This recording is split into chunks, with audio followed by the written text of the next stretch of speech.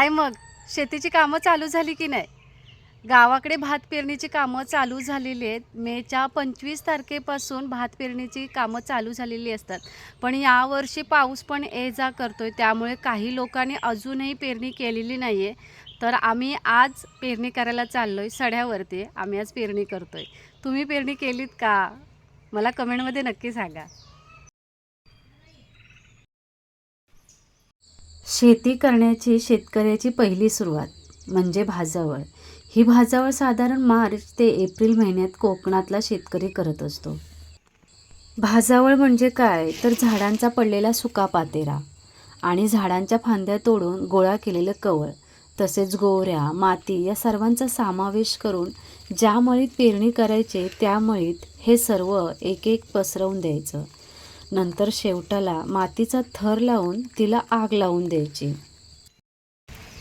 शेतात जशी भाताची नाचणीची पेरणी चालू झाली तशीच घरातील परसामध्ये पण लागवड चालू झाली. अनेक बी-बियांची, कंदमुळांची तशीच वेगवेगळ्या वेलवेलांची लागवडी चालू झाल्यात.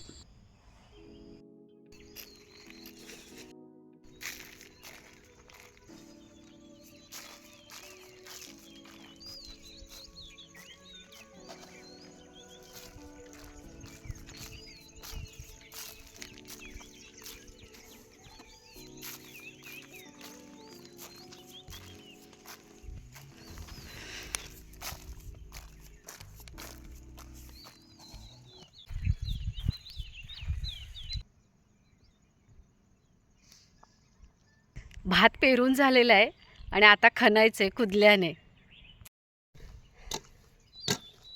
जून महिना चालू झालाय, पावसाळा पण सुरू झालाय आणि गावात सगळ्यांच्या शेतातून खटखट खटखट खटखट असा आवाज ऐकू येतोय. म्हणजे काय तर गावात पेरणीला सुरुवात झाली.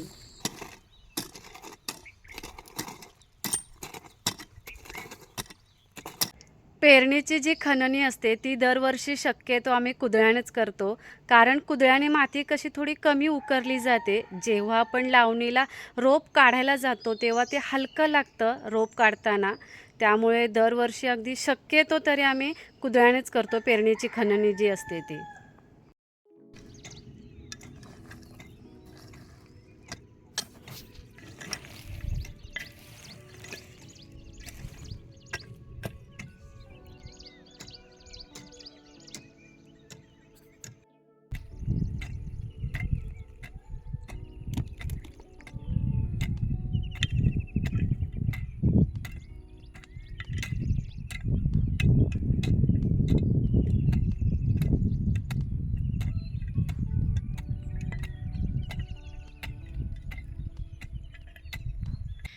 इथे आता 2 भाताचे रोपटे खणून झालेले आहेत. आता नाचणीचा रोपटा आम्हाला खणायला जायचं आहे.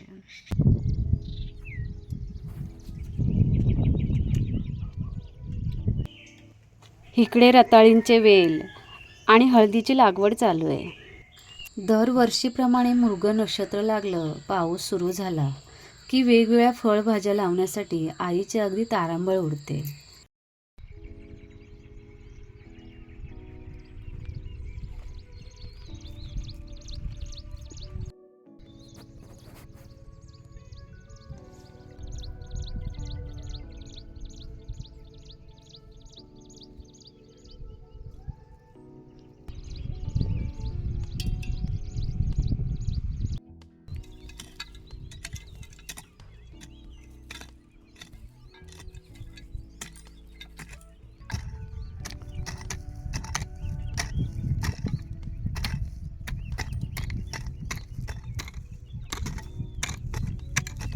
गावाकडे भाजावळ झाल्यानंतर असं म्हटलं जातं, पहिला पेरणीचा मुहूर्त हा 25 मेला चालू होतो.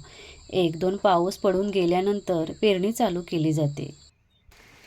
पेरणी झाल्यानंतर जर समजा पाऊस जर व्यवस्थित लागला तर रोपांची वाढ ही 3 ते 4 दिवसातच रोपं वर आलेली दिसतात. पाऊस चालू झाला, मृग नक्षत्र लागलं की गावाकडे सगळीकडे हे मृग दिसू लागतात.